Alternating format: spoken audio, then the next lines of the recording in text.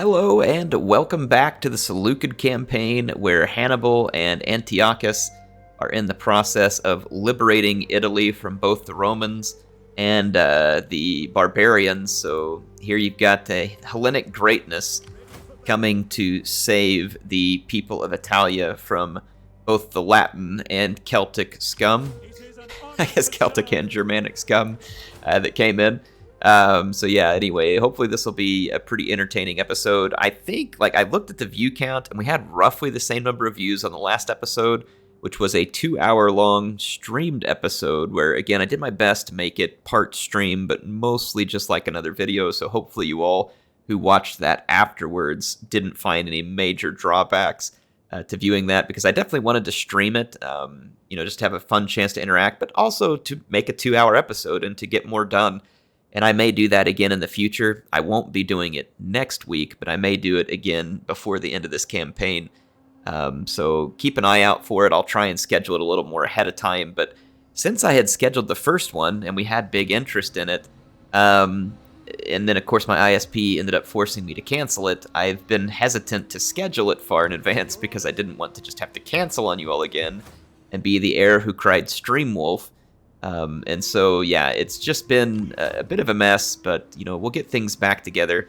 But I'm ready to kick things back off. I'll read through some of the comments that people left after the fact on the last episode, the streamed episode. And we have a lot to do here. We are sitting on an absolute giant pile of cash, and we should do something with it. I'm going to go ahead and continue to build up Africa as a very strong recruiting center. We probably want to do the same with Rome. So I will work on that here as well. So I'm going to spend my money this turn on kind of building up some needed infrastructure. And then we'll be hopefully ready on the next turn to start recruiting some more armies. We might as well recruit more armies at this point. Because it's time to basically kind of start a map wipe. The Romans were a little bit anticlimactic in our challenge from them, unfortunately. But, it is what it is. We could come up here and lay an ambush with Hannibal for the Nori. Well, the Nori aren't at war with me, so never mind. And we've got a problem.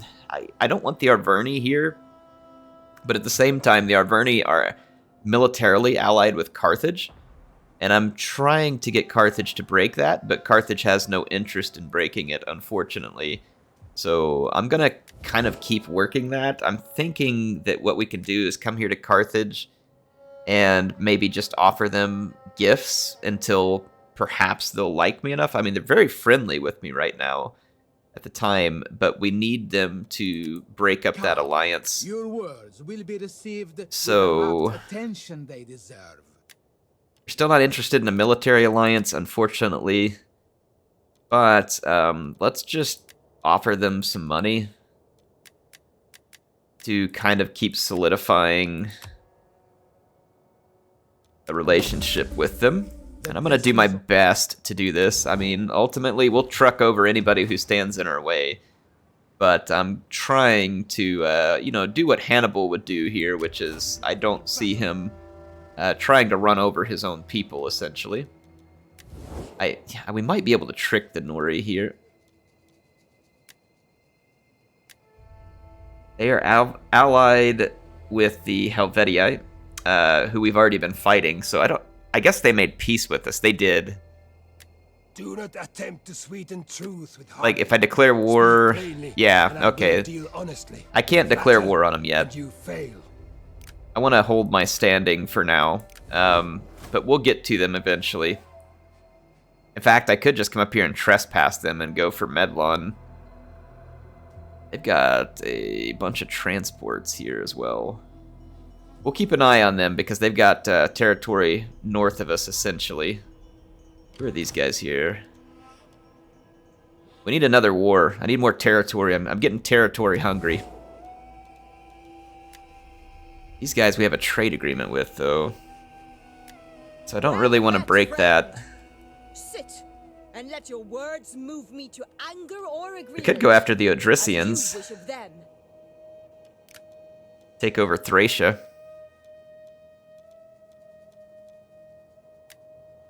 Yeah, Yeah, the Odrysians have a lot of enemies and no allies, so I would say that they are prime targets. They're already sitting on my border anyway. So yeah, they are likely prime targets here. I'm going to make the move back to Navisos. And we'll begin working from there. Apparently there's still an RDA army or fleet somewhere that's still alive, which is irritating, but not unexpected with the way that this game works. Headed back to Egypt because I've been picking a war with the Greek families, and we're likely to see a revolt there soon, which will cut into our food supply in a very, very unpleasant way. So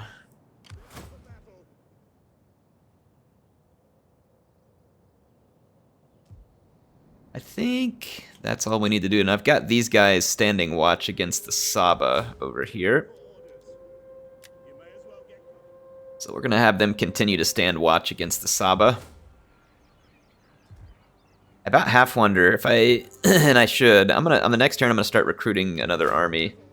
We're going to need more, and we can afford more. Even though our upkeep is through the roof with the latest Imperium, our income is through the roof because we own a ton of territory. Just an absolute crap ton of territory. And we're constantly improving it. The Romans going to bring everything against Apollonia again.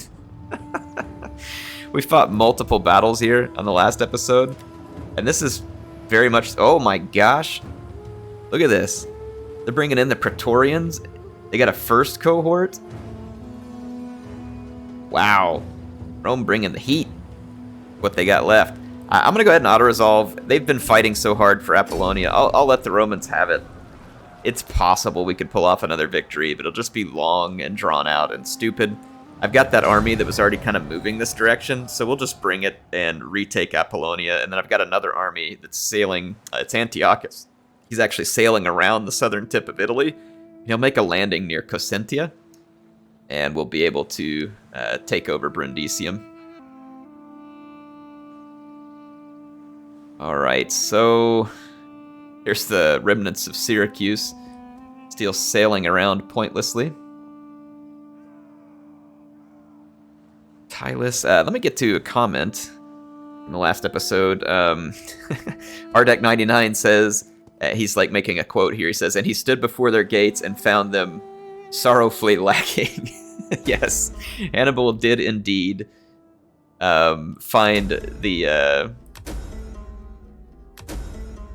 riot in the capital of the Egyptian families. All other parties are impressed by your display of power. Okay, sweet. So we showed the Egyptian families who's boss. Yeah, anyway, yeah, we definitely found the Romans to be very lacking. I could sail out with Hannibal and get rid of these RDA transports. I think we will. They get out of range? Yeah, they did. Dadgummit. Yeah, they got out of range. Never mind. Alright. Frustrating. We're gonna have to go into a standard march and retake Apollonia from the Romans. So their occupation was short and unimpressive, much like their republic. I would call it an empire, but based on what we saw, I don't think they technically ever got to that point. Alright, Apollonia was pretty much untouched, so this is a good deal. And then about to make it. We can't come ashore anywhere here in Cosentia. Our best bet will be to just sail to Syracuse and come ashore. Antiochus, so another couple turns before we really get where we want to be. Our fleet did a good job here. I'm thinking about bringing my fleet around to Brundisium to help with the invasion. Guess we might as well. I mean, unless I see a reason to turn back, and then I will.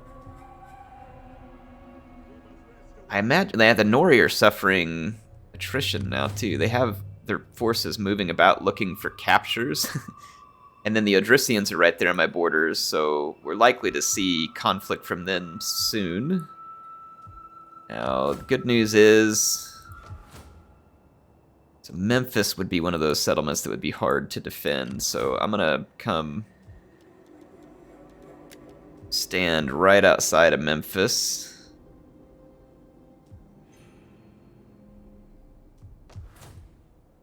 This settlement is kind of defensible. The others not so much. Alright, so I now have a defense in Egypt. I keep trying to goad the Greeks into a rebellion.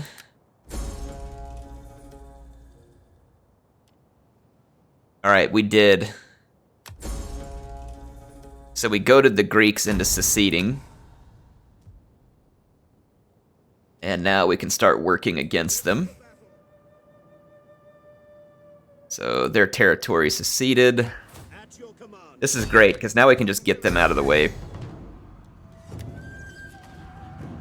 I want to go ahead and fight this, even though I've just got some ladders.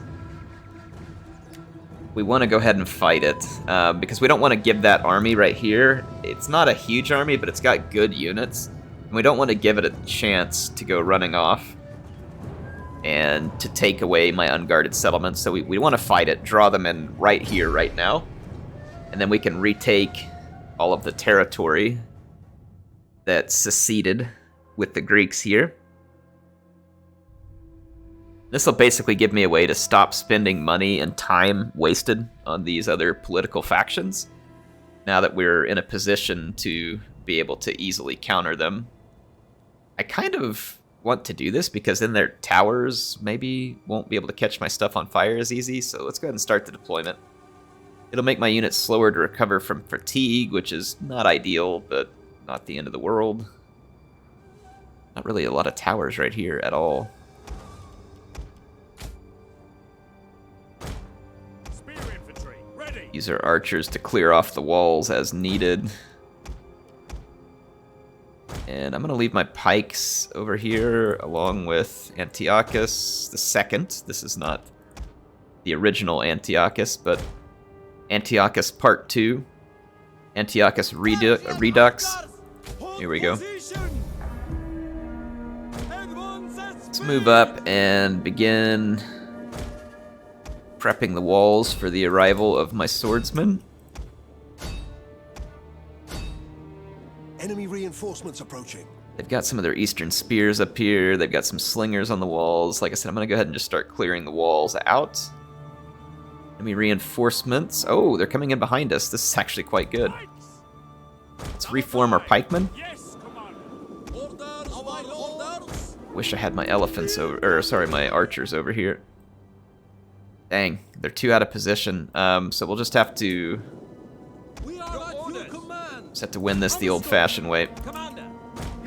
I have 2 units of my own elephants, so we should be able to stop theirs at the very least. Discovered the enemy's hidden units. Hurry up, get in position. You're about to get charged. This is no chump cavalry coming after us. This is the real deal.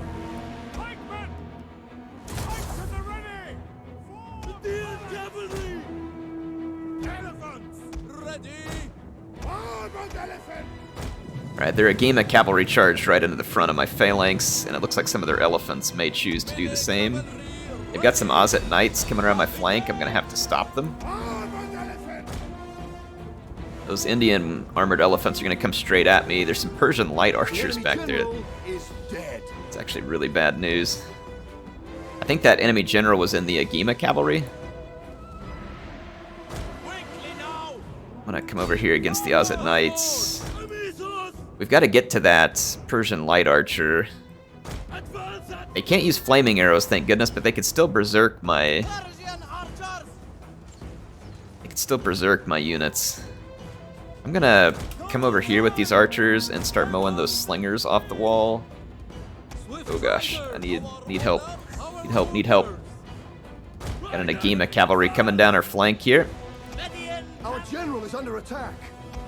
But he is. Alright, the Agema cavalry decided to flank charge. This Oz at Night is one tough customer right here.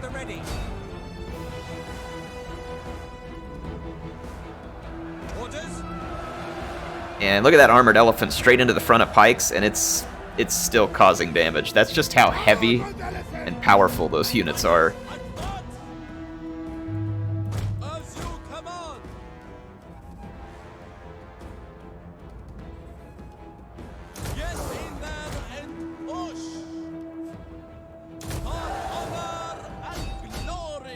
Try and make a charge over here. So those Agema cavalry are taking a bit of a beating. The Silver Shield Pikes are going to be better than me.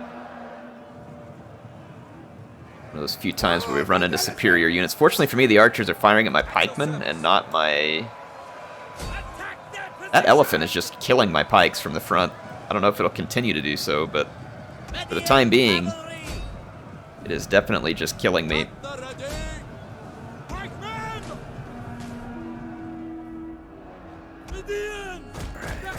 Cavalry to fall back through here. We're killing their silver shields though because now they're getting outnumbered. I don't want to take a head-on charge to that Agema cavalry.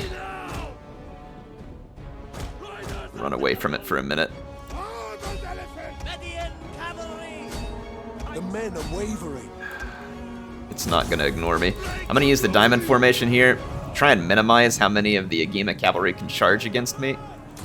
Now I'll come out of it and engage.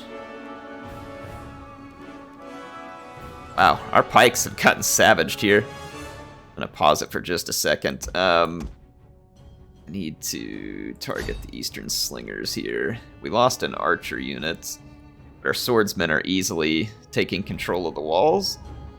It's been an interesting fight. It's actually kind of fun. A bit odd, but it's fun. Our men flee the field of battle.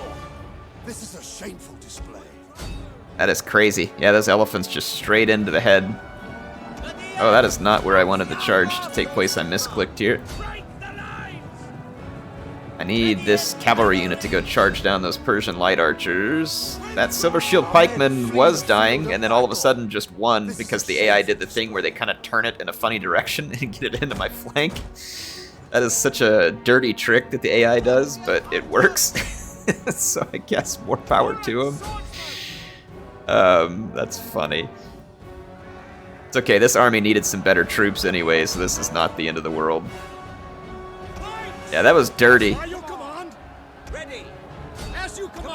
We're slowly, very, very slowly cutting through that elephant unit. That Agema cavalry is putting up a heck of a fight back here.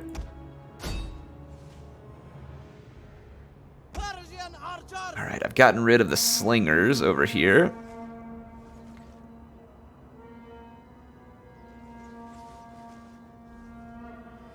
Excellent. So our swords are still in good shape and in good position on the wall. I'm going to finish off this Agema cavalry. My general is probably quite tired. I'm going to second wind.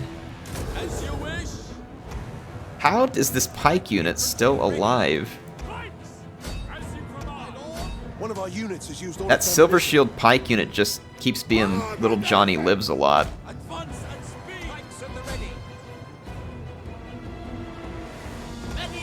So does that armored elephant, unfortunately for me. I'm gonna try and engage this Silver Shield pike. Engage those armored elephants. You can see why it's so important to use missile units against armored elephants every time that you have the opportunity to do so. And they're just so much more effective at killing elephants. Even a best scenario right there where that elephant charged headlong into my pikeman, it won. Partly because it's the AI, partly because it's just, that's how the weird mechanics are going to operate in this game. Like, they're just, every now and then one of those heavy units will push you out of formation, and then of course pikemen are not great when they're not hitting, you know, directly on the front of their phalanx. It takes them a while to cut through armor, and the unarmored elephants, as their name represents, is very heavily armored. And so, you know, you run into that situation. Charge over here so we can... Yep, there we go. We managed to break the reinforcing army. I'm gonna get over here and decap the tower. Sick of it shooting my swordsmen and getting free kills. Alright, this should start to decap it. And then once it's decapped, we'll come down and finish this fight. Well, fortunately for me, my swordsmen had a much better time of it. Those reinforcements were pretty elite, and I didn't have my archers over here. My archers, sure, they were helpful to a degree over here, but they should have been deployed with my other army, and I guess I probably should have started running them that way as soon as possible. But they were pretty far out of position, so I decided not to redeploy them. In the end, it looks like I may have paid a price for that. Looks like some of my guys are tossing javelins down off the walls. I'm going to let them do that. They have a fair few of them. And it may cause a chain rout if we can kill enough of these citizen cavalry, because they're already wavering. There is a nickname for citizen cavalry, by the way, that was given to us by Maximus, one of my favorite Rome 2 content creators from back in the day, and you basically just start the citizen cavalry with an SH, and there you go.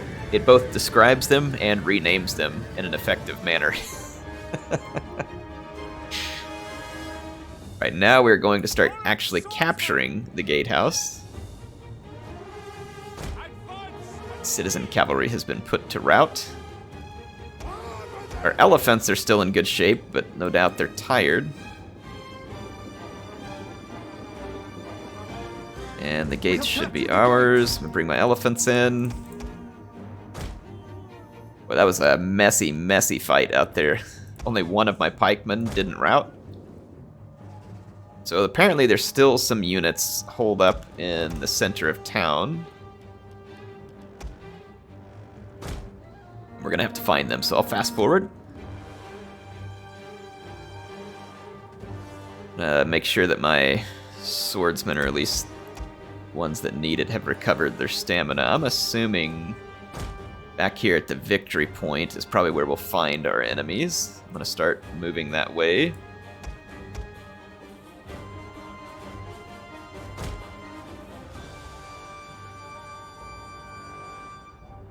My archers came over the walls instead of coming the way I asked them to. Might as well go ahead and capture this gatehouse so it'll quit shooting me with arrows. Pathfinding in Rome 2 sieges is hopelessly bad. We have captured the gates. Like, I mean, it is terrible. It's beyond bad.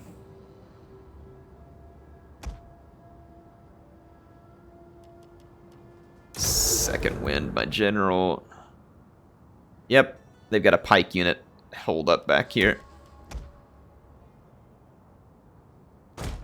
I've got two ways of starting to soften it up. Melee infantry at your command. Use all the javelins from my thorax swords, and then we can use the archers.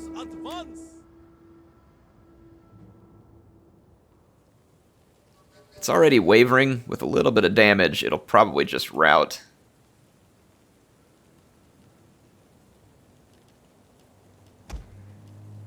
Fire at will is on, so we should see those pikemen start to wither down here.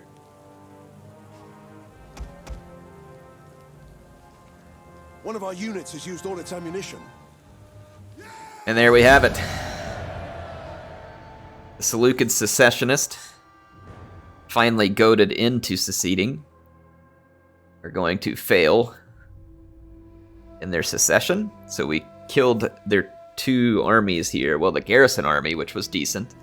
And then they had a pretty small but elite reinforcing force. And now you know why I didn't want that thing to run off to my unguarded settlements.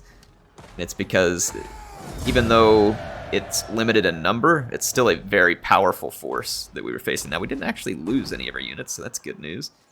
And Antiochus II gains himself a victory for his father here. That leaves just Cide and Salamis.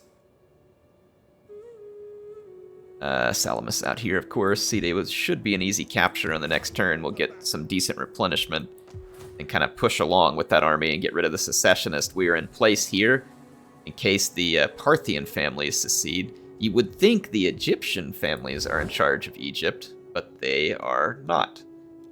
So political factions, so see the Parthian families are in control of Egypt. And the Egyptian families actually have a lot of control over here. They control all of Macedonia and Carolus at this point, which is strange. I don't know why it gave the Egyptian families so much land. It could have to do that maybe they have more influence in the... Yeah, they do. They've got more influence. But they are traditionalist, which leads them to be pretty darn loyal to us. So we really don't have much to worry about with the Egyptian families at the moment. They seem quite loyal. Now the Parthian families, on the other hand, are not terribly loyal, and we will purge them soon enough as well. But at this moment, this is okay. Now see, this is the part of the politics system I can get used to. Fighting my enemies in a battle and crushing them. That's politics, folks. That's the kind of total war politics that Eric can get into. Let's go check some of our agents. Our spy has made it close to Turd territory, and it is controlled by Numidia. So unfortunately, the Turds are no more. Our once dream of running into a Turd empire is over. But we can go ahead and still gather some intel while we got our spy in this vicinity, so I'm going to start doing that. And then we've got our dignitary up here who is busy gathering info as well. I want to come ashore and come get eyes on what all the Iceni own. And let's keep moving through. The Sons of Rhea are at Carolus. They don't really need to stay here. We could go invade Massilia. My fleet would be very handy for that. It's headed towards Brundisium. I don't know if the fleet is necessary for Brundisium. We've got the tanks headed to Brundisium, but then again, we are up against Roman tanks there too. We could raise another fleet. Guessing Africa would be the closest place I have. Syrian heavy archer Heptares. Boy, that sounds fantastic. Could raise a fleet there. And use it to go help with against Massilia. Let's do that. Let's raise forces. Gonna raise a fleet, and we're wanting to do it with one of our own characters. So any of these Seleucid characters should be fine. We've got multiple to choose from at the moment. Let's go with this guy over here. Let's raise the fleet with him, and we want him and the Royal Peltus ship.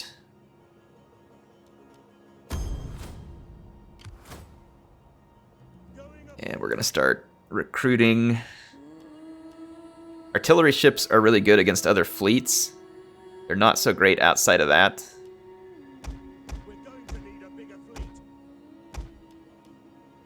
Start with this right here. Okay, so we're working on the fleet. I think it's time to end another turn here. Let's go ahead and do it. So we can issue an edict because we got tax harvesting there. Could issue the edict over here and really help extra secure the loyalty of the Egyptian families. Let's do that. All right. Another comment here. Nitsky and many others commented that Cleopatra is a Greek name, and there were many Cleopatras in Macedonian aristocratic families, including the Seleucids. Thank you. Appreciate the clarification. So just cool that we ended up with the name there. Rodri had a comment, which again, many people made comments to this effect, not this exact comment. And he said, Byzantine showed up in a German dictionary in the 1500s. Remember that the Holy Roman Empire considered itself the true heir and was annoyed when reminded that the original still existed in the East until 1461 at least. Even when Christians of the Ottoman Empire started successfully revolting in the 1820s, they still considered themselves Roman. Hellenic identity was manufactured by European-influenced intellectuals and took a while to catch on. As late as 1912, Aegean Islanders referred to the Greek army as Hellenes and themselves as Romans. Interesting. I didn't know that, but it kind of makes sense. You know, like sometimes we put a name on things. Like, for instance, we call it World War II, but no one in that time would have called it World War II, I don't think. So, like, things sometimes find a name afterwards, and it just gets away from us as to why it ever was what it was. I'm gonna come ashore here. We're finally ashore with the Heralds of Thanos, and we arrived safely. Fleet can continue to sail around here to Brundisium. Massilia's got a small fleet out and about as well. Our fleet finished recruiting. That's going to chew up a little bit of the income that we had there, and that's understandable. Artillery Pinteras. Do we get like a tower artillery ship? I don't remember. Alright, so I'm going to get several artillery ships, and I want several archer ships, and that will be a good... should actually probably use the tower archer ship, because the towers are good at lighting other ships on fire as well. They're larger, and they cost more upkeep, though. But whatever.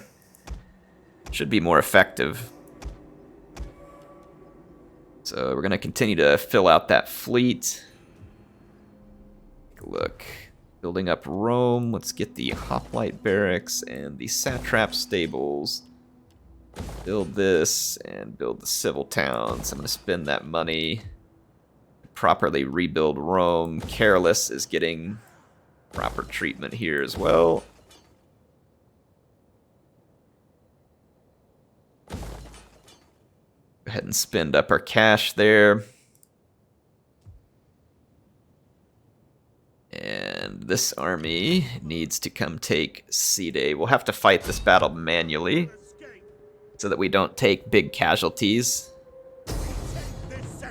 Doesn't say we're really going to take any to begin with. Quick save it, make sure it doesn't screw me over. I mean, it's acting like it's going to be very advantageous for me. We'll see. 98% can sometimes not mean 98% when it comes to what it predicts there. I don't know if that's the win percentage or what's supposed to be left of your army. It was actually pretty uneventful. Only 27 kills for the enemy, so that is kind of what I would have expected there. So a pretty fair result out of the auto-resolve, and we're going to continue to replenish, and then we can sail out to Salamis, where the separatists are attempting to raise a new army. But we'll only replenish for one more turn. Okay, again, we got Egypt guarded, so we're not going to have any... Hey, look, 343 is how much we have left in the treasury. Master Chief confirmed for the next total war. Hannibal is kind of just guarding here in the north against Helvetii. I kind of want to move... I want to go attack Medlon. Got this very small RDA fleet. I don't think it's... Remenum has its garrison, so it should be fine. Let's go attack Medlon. I don't want Hannibal sitting still. I don't care if I'm trespassing. We're going to be back at war soon enough. Alright, here we go. So Hannibal's going to get up here and besiege the Helvetii. I'm going to actually just continue the siege on them. Hannibal has lived to a ripe old age, and I appreciate it. I'm glad the game was kind to us. Check out our spy. So we're going to get eyes on some more Arverni territory. I wonder how big the Arverni are. None of these major factions really turned into an empire. Like, they were here when we got here, but none of them were really an empire, unfortunately. I was hoping to see that with at least one of them, but that is unfortunately not the case. What would be cool is if I could, have someone create a mod in a future campaign, like maybe if we're wanting a big fight against the Romans. We may not, right? It just depends. We could have them, modded up to where the Romans just hold a massive amount of territory to begin with or something. I'm sure someone's capable of that. Athena's faithful. Antiochus can get another retinue, or another character here. Retainer. Recovers quicker from wounds. Extra chance of wounding an enemy. Let's do that. And then their army picked up a tradition. So let's go with... Had been doing this one here for the extra campaign movement range. Companions is really cool too. Alright. So there we go. Ready to end another turn. Let me go find another comment from the last one. You guys have great comments. I love reading these. Thank you so much for taking the time to put them there. I very much appreciate it. The support that you all continue to put out in this campaign is nothing short of amazing. Let's see. We had a lot of people stating the different characters that they like, so I'll grab one of those here. Aaron says, Fabius, who saved Rome from Hannibal, and Belisarius, who restored several provinces under the emperor, to the empire under Justinian. Fabius definitely is probably underrated. Like, a lot of people give Scipio all the credit for winning the Second Punic War, and honestly, again, this is going to make some people mad, and I could be wrong. I wasn't alive at the time, so I'm not sitting here saying that I know 100% whether or not this is accurate, but I don't think Scipio is that great of a commander. And the reason I say that is, where do commanders usually learn from, right? They learn from their father or from their the figures that they work with, right? They're a protege to. And Scipio's, I think it was his grandfather or his father, was either killed or massively defeated by Hannibal early in the invasion of Italy. I don't remember exactly which one it was, but Hannibal just destroyed him. And it's really, Scipio had the advantage of many things. One, he had the advantage of fighting Hannibal late in the war, when Hannibal was at his, his army was at its, it was not any longer at its peak. He wasn't at his peak momentum. He had the advantage of basically being able to learn from all the previous Roman commanders who failed miserably over and over again. So you would have to be like an absolute blockheaded idiot not to have learned the lessons that those guys allowed him to learn because of their failure. So Scipio had access to that. He had access to better support. He had access to better troops from the Roman Empire. So like the Roman troops were just flat out better than what Carthage was fielding. Some people might be like, what do you mean, Heir? Hannibal beat them many times. He did, but when it comes to just like armament, training, resources-wise, he had every advantage.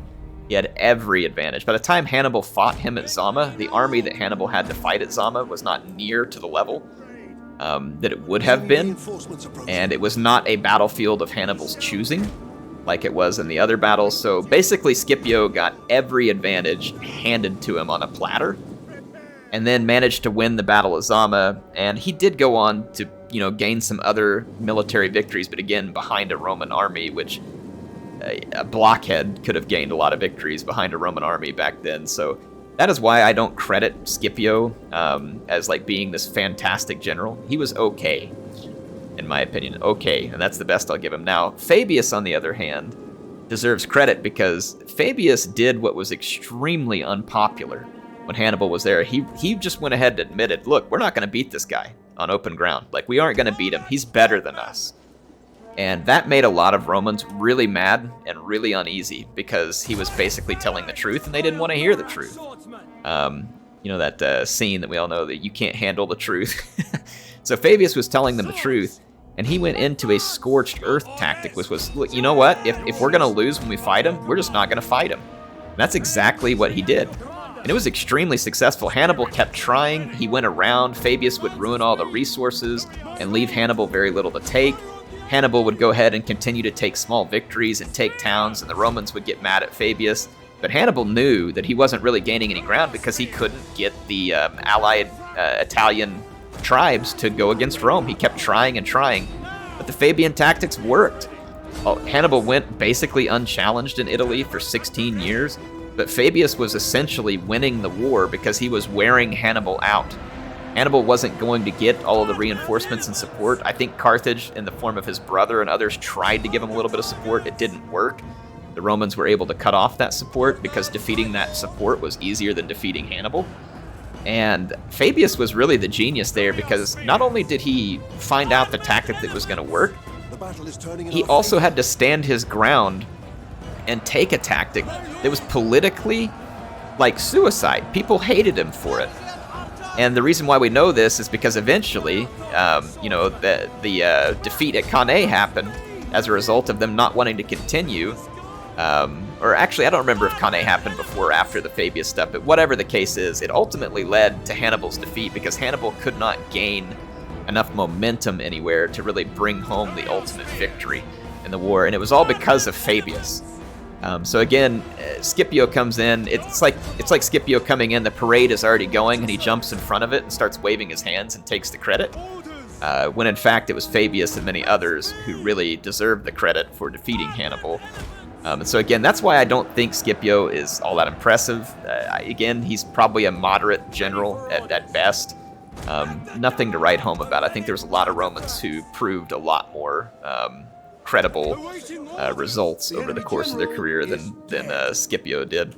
But again, I'm not saying he was terrible. I'm not saying he was awful at everything, but I think there's a very clear and easy argument to be able to show that Scipio did not defeat Hannibal in his prime, or in a way that really convinces me that Scipio was a better commander than Hannibal. Like, there's just no evidence that he was a better commander, especially when you look at all the things that Hannibal did. Now, that said, there were a lot of Roman commanders who I think were impressive. I think Julius Caesar was pretty impressive as a commander.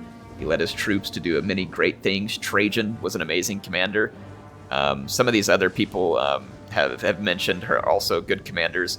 But much like Carthage, Rome had an issue sometimes where their leaders just weren't particularly good commanders.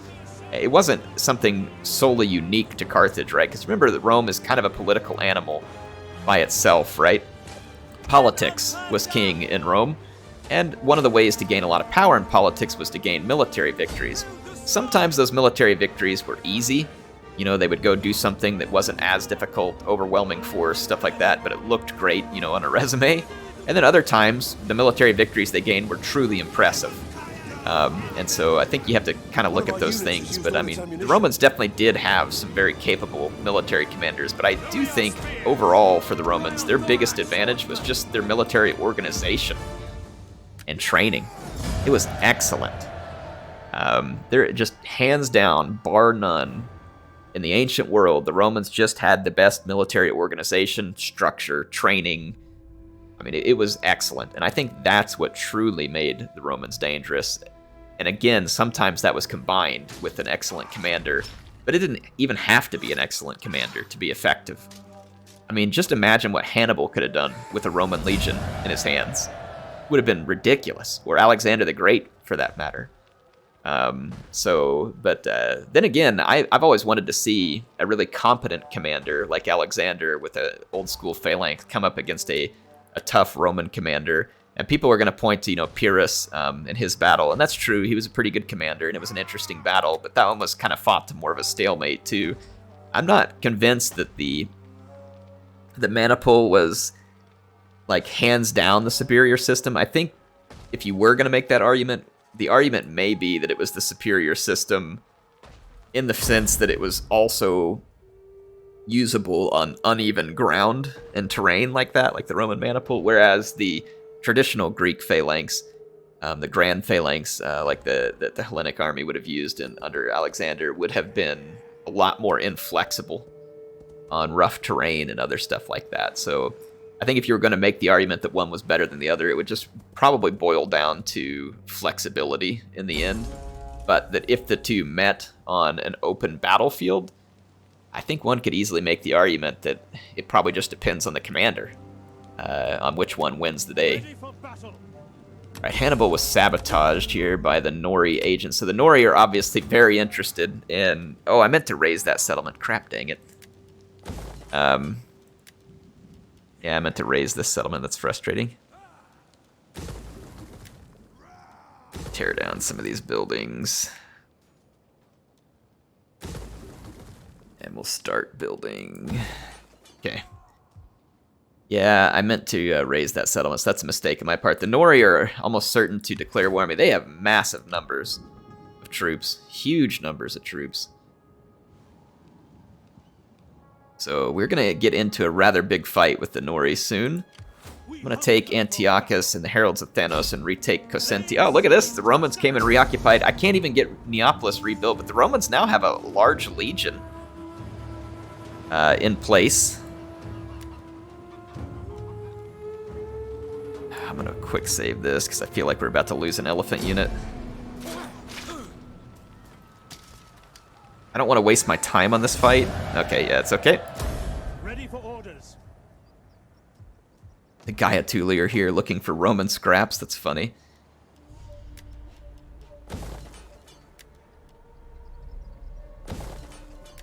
Alright. So the king has arrived, and the Romans now have a respectable, large, and powerful legion. The last time we saw that thing, it was full of Praetorians. So this could be fun. We may end up with a real fight on our hands for once. So I'm very much looking forward to that. I'm going to try and take this fleet over here. Or sorry, this army.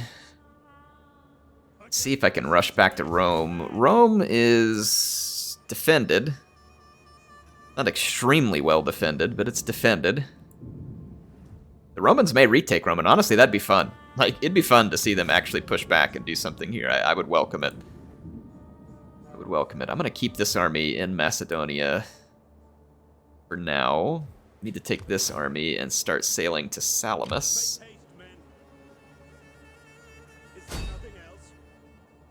So they are en route. And it looks like the children of Zeus are going to start trying to train troops. Our income is way down at the moment. Could be seasonal. It could be that we lost some trade agreements. It's unseasonal conditions, probably. There's a massive amount of unseasonal conditions. Ah, a new party formed. We just got rid of one. Come on now. Carthage families? What? How cool. Except they hate me. Dang. So the Carthage families are now here, and they hate me. Rats. It's like, that would have been cool. But fortunately for me, the Carthage family has like 0 influence at all. So I don't even know if they own any territory. They might just have to give them 1. And if they did, I wouldn't be surprised if it was Carthage. They gave them Libya? What the heck? So Carthage is given control of Libya. Why do they get like this whole dang province, even though they have like 0 influence? The Egyptian families just keep picking up influence too. Look at this. They own a ton of crap. I hate how it made a new party. Like, who said they could form a new party? This is a king. It's an empire. What the heck? I don't remember this being a democracy.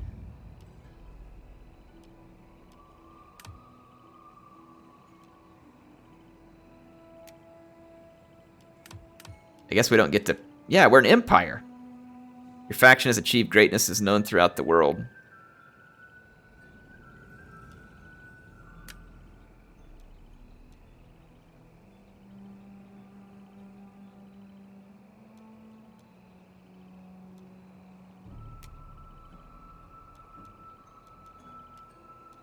Yeah, I don't know who allows them to create a political party whenever it's an empire, and presumably Antiochus could just put anybody to the sword anytime he wants, and there's nothing that anybody can do about it because he has absolute power as the leader of said empire.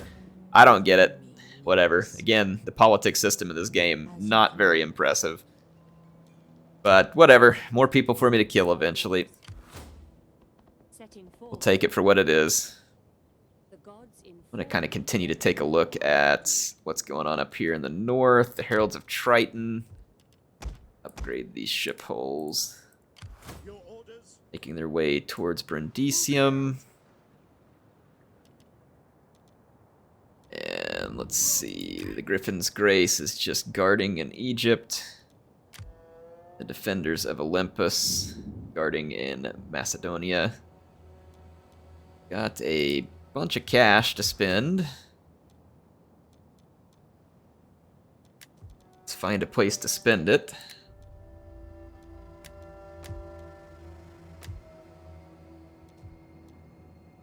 We issue an edict here now? Or is it undo another edict? I don't remember. Let's go ahead and upgrade Metropolis here.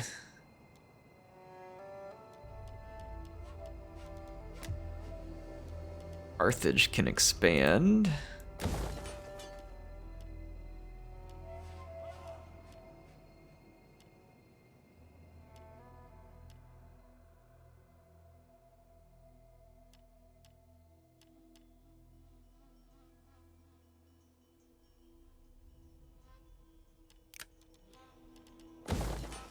Alright, I want to improve this.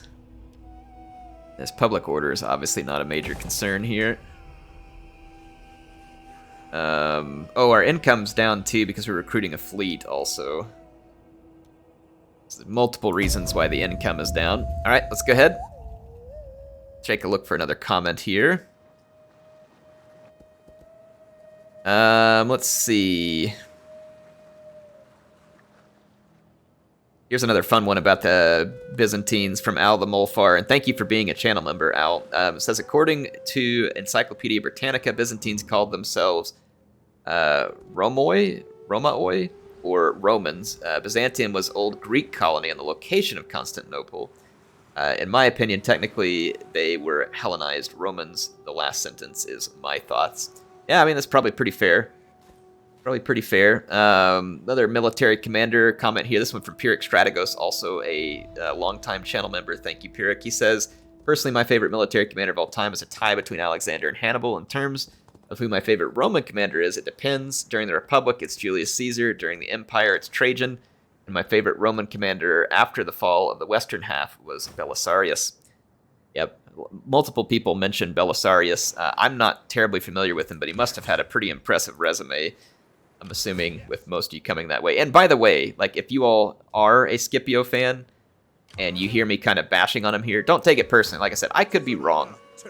You know, right? It's not like I'm betting my life on this or something. So just, you know, take it for what it is. Those are my thoughts on Scipio. Doesn't mean I'm right. So let's maintain the blockade. Oh yeah, this is a real Roman legion here. Look at all the Praetorians. Yes. At least we'll get maybe one solid fight out of Rome here. We're not going to fight this one. I'm going to maintain the blockade, though. And then what I'm going to do is bring this army up and attack the Roman commander who's mustering. And see if we can draw this into a pitched battle outside of the settlement. I will not get my ship's reinforcement. This means we're going to be fighting against a massive Roman legion. Huge Roman legion. So this should be fun, and the fight that we have been waiting for a very, very long time. At least we'll get one fight against a giant Roman legion. And we get to do it, too, with our army, which this one is the best equipped as well. Let's wait, just get better, because we do have skirmishing dominance that I wish to push. Alright, so I'm going to have our Silver Shield Pikes in the middle, obviously. And then I think what we're going to do is I'm going to put all of my swords on one flank, the heavier ones towards the inside, and the lighter, more attack-focused Royal Peltis to the outside. And then I'm going to have my shield bearers holding down the other flank. They should be a dominant force in terms of defense. The Roman Legion will defeat them in a prolonged melee engagement, but they should be able to hold up in a defensive stance for a very, very long time. I'm going to take all these units that are going to fight, and we're not going to hoplite wall, of course. I'm going to take them out of formation attack. There's really just not a lot of reason for it.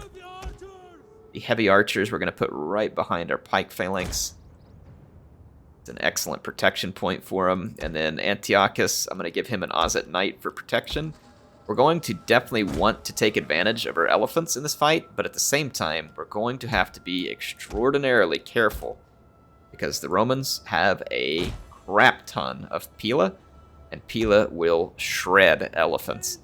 And that kind of makes sense. Like, I mean, if a bunch of elephants back in the day took a bunch of javelins that were sticking out of their skin and hanging down in massive quantities, I can't imagine the elephants, one, living or wanting to go on living at that point. So, see the settlement back here. This is really kind of a beautiful map for its age. That's really neat.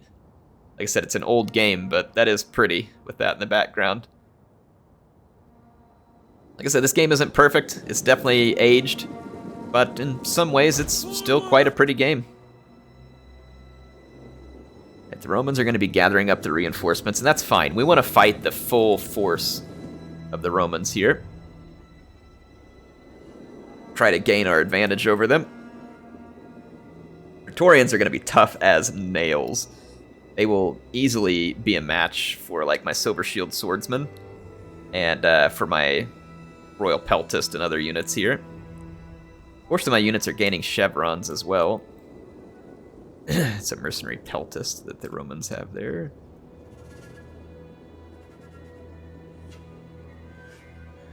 Continue pushing forward, see if we can get a view of more of the Roman army. Right now, some of my troops are down below this rise, so I don't have a great line of sight right out here in front of me.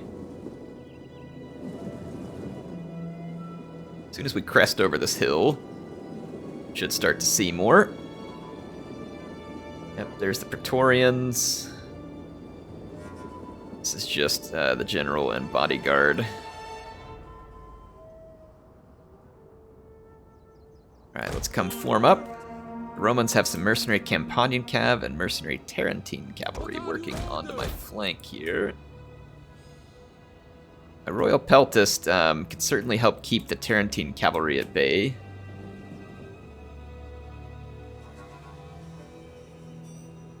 The mercenary Peltist is very far out of position, so I'm going to keep an eye on them. Yeah, my Royal Peltist are about to send these Tarentine cavalry to an early grave. Their javelins have a bonus versus large and are coming in much higher numbers than the Tarentine cavalry will be shooting back at me. My Royal Peltist also have a very nice shield and decent armor. I don't love wasting all the javelins off my elite swords to do this, but whatever.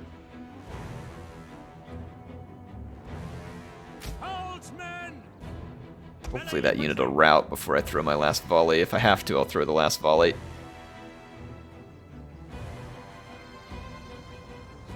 Alright, whatever. Massacre them. Oh! Is that artillery? It is. Romans have a ballista.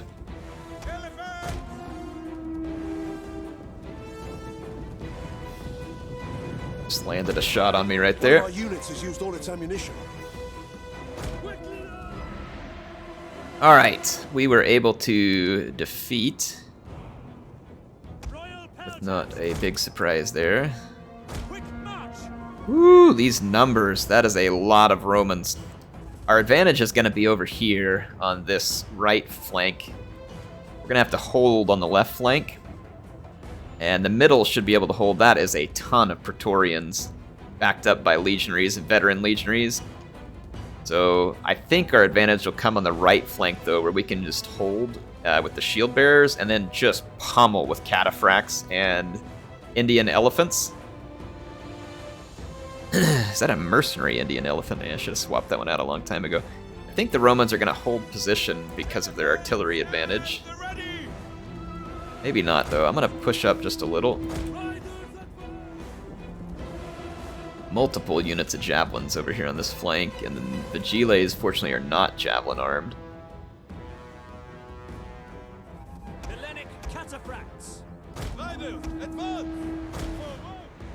I need to get into archer range.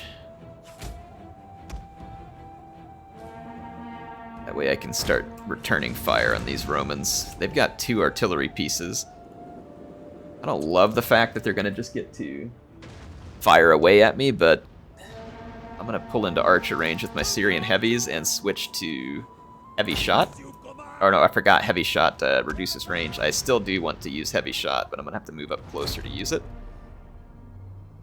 Alright, we're going to take a few savage volleys here from the artillery, but artillery in this game, always remember its bark is worse than its bite. That is going to get the Romans' attention.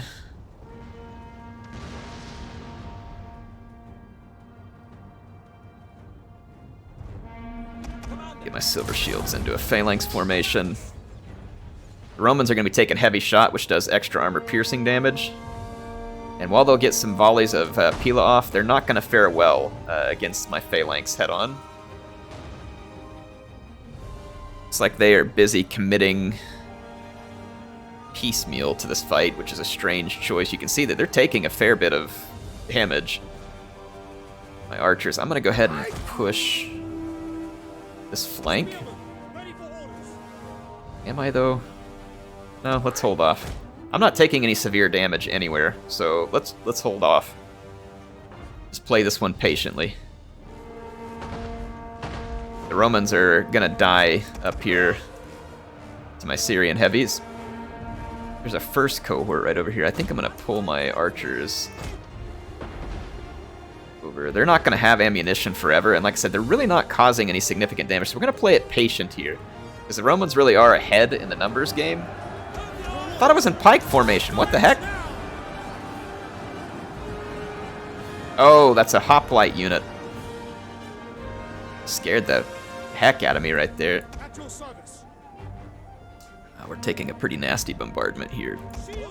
I'm gonna tear up this first cohort.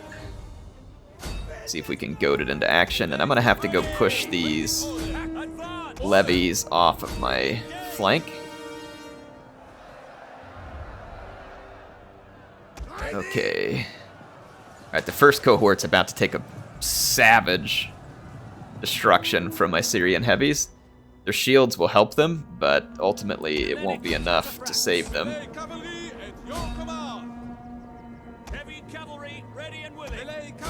I only have 2 cavalry units to go after 3 skirmishers here, so that's not ideal. I'm gonna charge this Roman infantry.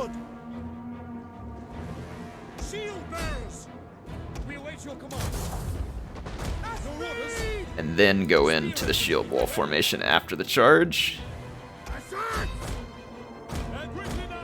I'll pull through over here with the cataphracts. Okay, we've not gotten other engagements yet, though they did bring a couple units forward. We're going to get a fight between legionaries and my silver shield swordsmen. My silver shields must have taken a pretty nasty javelin volley there, because they are down quite a bit.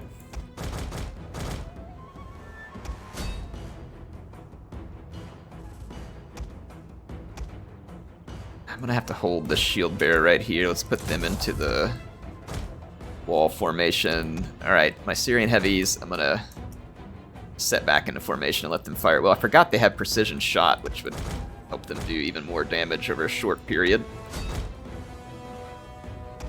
I'm gonna get away from these levies. Those levies didn't take near as much damage as they should have from a cataphract charge. Actually kind of a joke. And not a very funny one. Alright, the Romans are doing some repositioning. This fight right here is gonna need some help. Those legionaries, for whatever reason, got off on the right foot. Versus my swordsmen. That levy is gonna be an issue as well. If this legionary will commit to this fight, like commit and throw its pila, I can put my elephants in over here to help. Like I said, we're definitely outnumbered over there. The Romans are kind of extending a little bit on this flank, which is not what I want. I'm going to go ahead and put a charge into this veteran legionary here that's fighting against my shield bearers. I don't want my shield bearers to take overwhelming losses there. Alright, the Romans are overcommitting here. Let's shield wall just to help these units hold longer. And then let's use the elephants to get in here.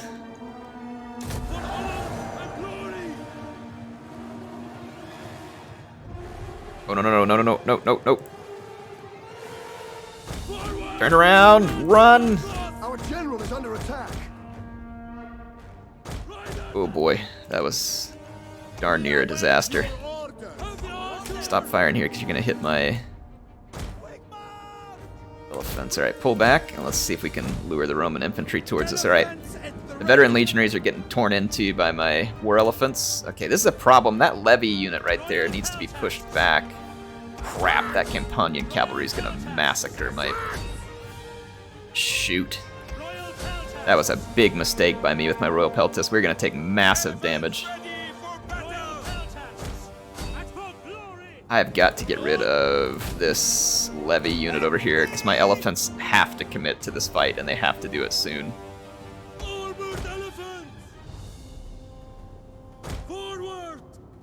The enemy general is dead. Okay, that's good news.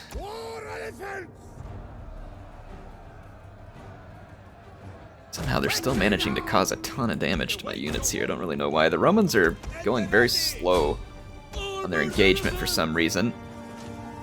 We are losing badly at this vicinity. I'm going to inspire the group. Trying really hard to clear out those levies. Take a little bit of damage, but we've got to commit reinforcements to this fight, because the Romans are going to have us outmatched here. It's a very, very bad fight for me at the moment. I'm going to go into heavy shot, point blank, precision. Romans are doing their weird pull-through thing right here, too.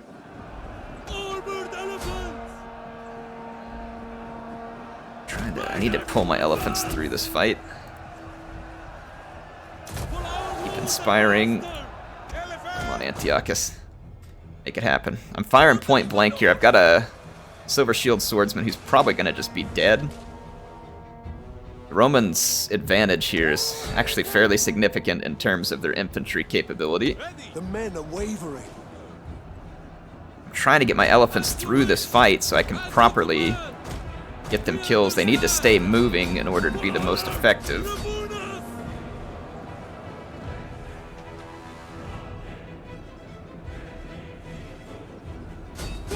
There are just so many Praetorians in the vicinity.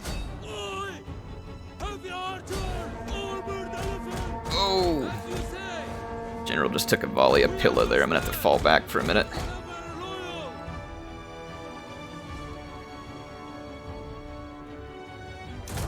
Trying really hard to shore up my flank over here. I'm gonna need some more help.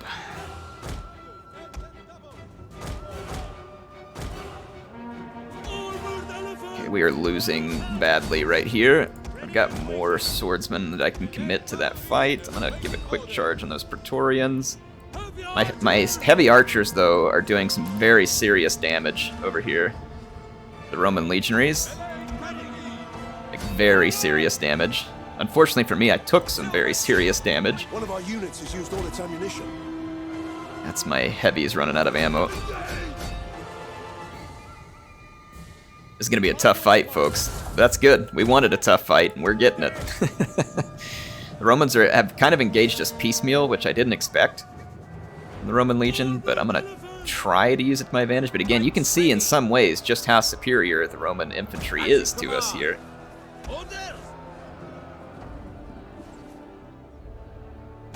And it would have been, historically, right? I would expect the Roman infantry to be extremely solid from a historical perspective, especially units of this elite caliber.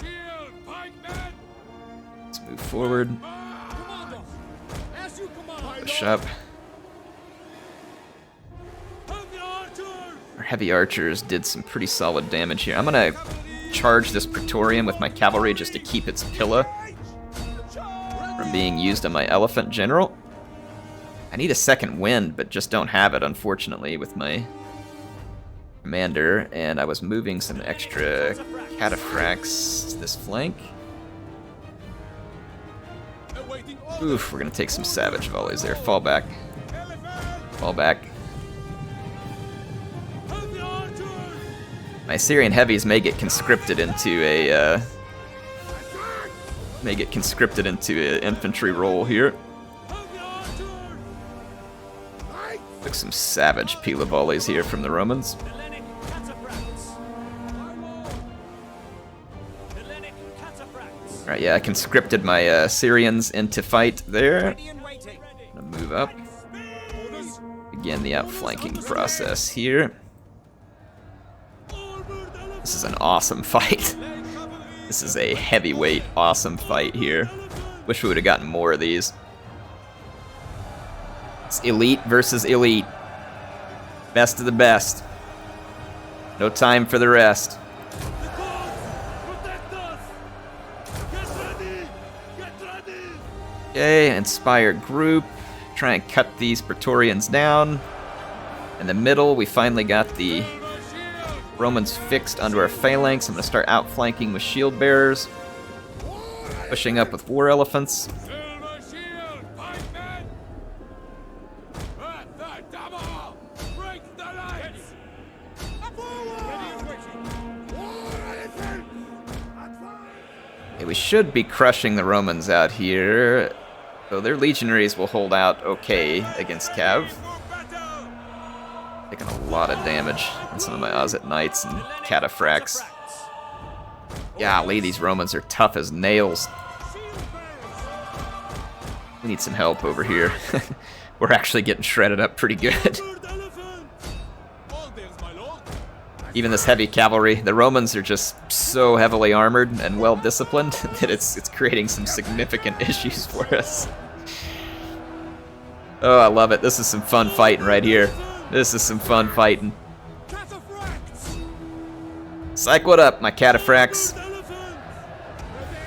I got more elephants coming. Look, they just killed an elephant there, finally. It shows you how much damage they're doing. My shield bearers have come in to support the flanks. And it looks like we finally turned the tide here against the Romans. What a fight. Thank goodness for Antiochus, dude. His unit got 514 kills. What an elite army. That was a fight. That was a fight right there, folks.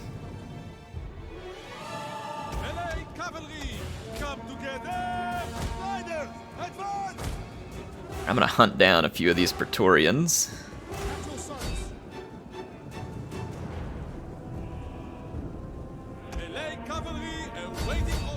Gonna continue the battle and mow over some of these shattered units. We don't want them walking away from this with many Praetorians still in hand.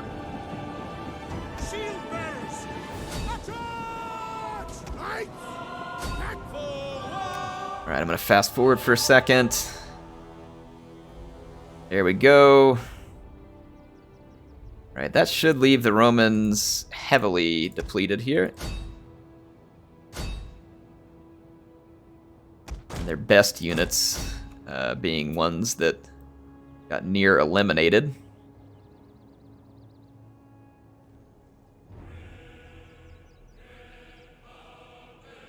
There we go. Kill them all, kill them all.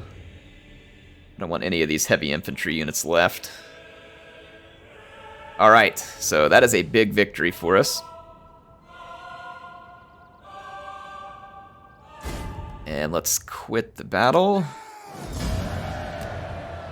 Man, there was a battle for the history books right there, folks. If you didn't think Roman infantry was something to be feared, that proved it, because we had the best of our best. And there were times when that best was getting trounced. So that was fun. That was a lot of fun. But we did win, and we won in a pretty tremendous fashion. Going to release the captives and take the loot here. And then I'm now unfortunately stuck basically needing to siege the settlement, so I'm going to continue the siege here. We take this settlement! And hold these guys in the siege. So that's going to be the end of this episode, and we finally got our proper fight versus Rome. Unfortunately, it's going to be the last fight that we get against Rome, but we finally got our proper fight against Rome, and I feel like it was worth the wait. Worth the wait. That was epic. And I hope that we get more of that in the future. So hopefully you all enjoyed that one. Heir of Carthage signing out for now. Make sure and leave your comments if you liked this episode. Make sure and click that like button. I will see you soon.